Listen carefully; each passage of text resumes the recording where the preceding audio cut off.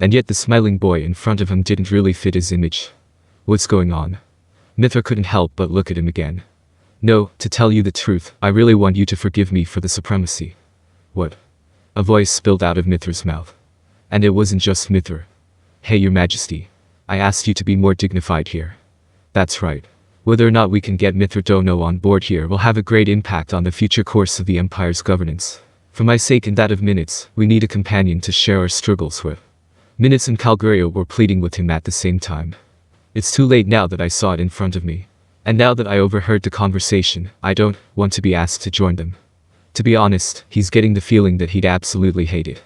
However, he also thinks it's better to just survive than to be disposed of like this. Mithra wasn't stupid, so he knew perfectly well that he had no initiative left. You fools. You haven't forgotten your promise not to coerce Masayuki, have you? No, Velgrynd-san, it's okay. I'm fine. Masayuki-sama. Your Majesty. Masayuki hurriedly hushes a slightly grumpy Velgrynd. Seeing this, Minutes and Calgurio are impressed. Oh my, Masayuki. I've been thinking about it for a while now, but I wish you'd call me by my nickname, Grin, or whatever you want to call me. Oh, yes. So, Grin-san, then. Yufufu, that's nice to hear, Masayuki. Unlike Rudra, you're a straight shooter. If you don't mind, Calgurio and the others, it's none of my business. Good for you, both of you. Yes, thank you. His Majesty's gratitude, I will remember it for the rest of my life. Velgrynd's mood seemed to have improved, and he was relieved. Watching the whole process, Mithra realized from the bottom of his heart that he was in trouble. I see. I suppose the only reason they want to involve me is not just to stabilize the situation. They really want to have a friend to help diffuse the anger from Velgrynd-sama. But then again, what about that boy, Masayuki? Mithra wondered if he was the same as him. And Mithra wasn't the only one who felt that way. By the way, it was Mithra-san, correct?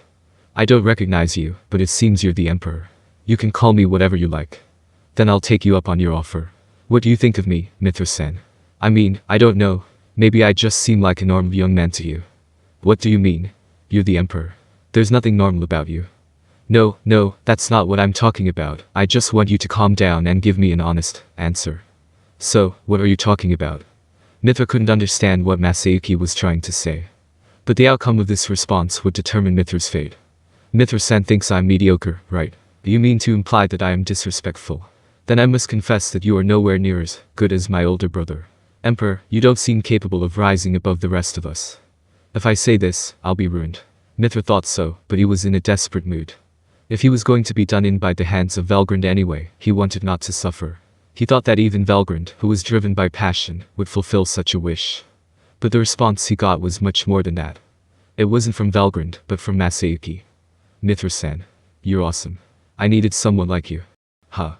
He didn't know what he meant, but when he asked him, Masayuki responded passionately. You know, because of my authority, other people always think I'm this great guy.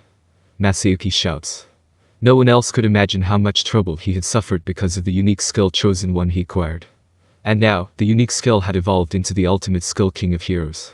The power was tremendous, and even though anyone could understand that it was a bad idea to leave politics to amateurs, he had been treated as an exception. What, you mean? So, that's why I'm so happy to have someone like Mithra-san who understands the real me. Wet droplets spill out of Mithra's eyes. Masayuki-kun, no, Your Majesty. Masayuki's hardships were no stranger to the world. But Mithra could understand that Mazayuki were his own. That is not all. If he was the one who understood Masayuki, he felt that the opposite was also possible. Hey, now that you understand me, you don't have to call me Your Majesty. Yes, that's right. I understand. I've had the same kind of pain in my heart. What? I want you to listen. At the worst time, a person was arrested just because I had whispered, I'm in trouble. Honestly, I almost thought to stop opening my mouth at all.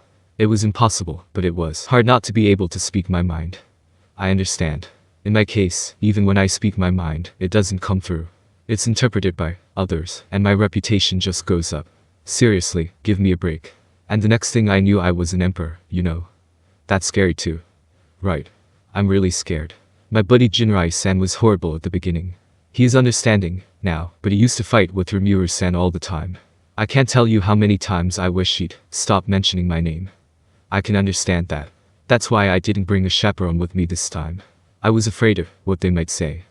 Negotiations broke down over one person's comments as if it was a common story in the past. Only this time, he couldn't afford to make such a mistake. That's a common story. No, well, I thought it was just me. Hahaha, it's been hard on both of us. It's no laughing matter, seriously. Masayuki and Mithra talked with each other, forgetting about everyone else's existence. They had smiles on their faces. And before long, a friendship had blossomed. Yes, I was immunized by my mother because she had Rudra in her body. I've been alive for a long time, but I've never seen this happen before. Even Velgrynd was surprised. But for now, to celebrate their friendship, they watched in silence. Now that Masayuki and Mithra had become good friends, all the problems were cleared up. Therefore, Mithra agreed to help. However, instead of being directly involved in politics, he decided to bundle up the aristocrats of his family and support them from behind the scenes. He has a true desire to spend more time on his own, but he decided after a discussion that this would be more convenient for him. I will keep things the way they are and unite those noblemen who are unhappy with the current situation. However, I'll also try to persuade the more capable ones to cooperate with you. Thank you. We are seriously short on staff. It would be better for the military as well. A poor rebellion would only lead to a loss of personnel. If Mithra Dono is willing to work with us, we can take the rebels in over time. And so, the situation was wrapped up nicely. The meeting had ended and the venue was dismissed. One moment, please. Tensura spoke to Mithra as he stood up.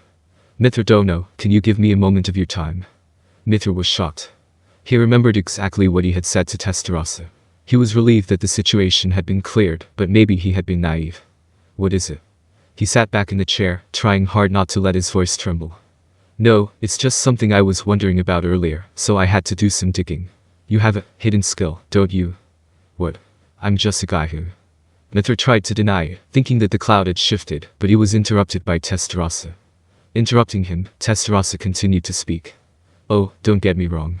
It's an unconsciousness type, that's right, the unique skill villain, right? It's sort of like it's been handed down from generation to generation. Maybe it's your father's side. Are you scared by me? He was terrified. Mithra had been taught that it was the fate of the eldest son of the Helminer dukes. If you realize that, I'm sure you'll be able to take advantage of negotiations better in the future. It was uncharacteristic of Tensura to tell him that. It's not often that Tensura was nice to someone she likes. Wow, that kind of power. It's true. I'm not going to tell you how to use it, but I'm going to tell you one more thing, as a great service. You're scared for your wife too. No way. My wife is so shy, we've never had a fight. Not once have I ever yelled at her. How stupid, Mithra laughs. Tensura smiles bitterly. I'm pretty sure that's the information I got to help you negotiate this deal. Your mother was immune to it, so it probably wouldn't have been a problem, but your wife? No way. Still, it's family. You understand Mithra Dono, don't you? That's right. You just had a second child, didn't you? If so, I'm sure your wife loves Mithra Dono, too. An upset Mithra. Calgurio and Minutes talk to Mithra as if to console him. But it is Velgrynd who shatters that atmosphere. But it was also a word of truth. You're an idiot. You've been waiting for your first son, haven't you? Maybe your wife thinks that, since she bore you an heir as a nobleman's wife, she's done her duty. Did you ever tell your wife how you felt in the first place? Do you mean? Have you ever told her you love her? Have you ever thanked her for giving birth to your child? Mithra realized that he had never said such a thing. He realized his stupidity and his face paled at once. Expressing your feelings in words is surprisingly a very important part of keeping your affections together. Shouldn't you take this opportunity to tell your wife how you feel? Tensura told him, and Mithra nodded his head. I'm sorry for this. And with that, he ran away as fast as he could. When Mithra returned home, he saw his wife, who was just about to leave the house. He had arrived just in time. Mithra had correctly understood and acted on the advice of Velgrynd and Tensura. As a result, he had avoided the worst situation of divorce. From that day forward, Mithra never forgot his gratitude. He energetically cooperated with the new emperor, Masayuki, and supported the empire behind the scenes. Thus, all three major factions of the imperial aristocracy fell under the command of the new emperor Masayuki. The stabilization of the ruling system, which was expected to take years, was accomplished in a matter of months.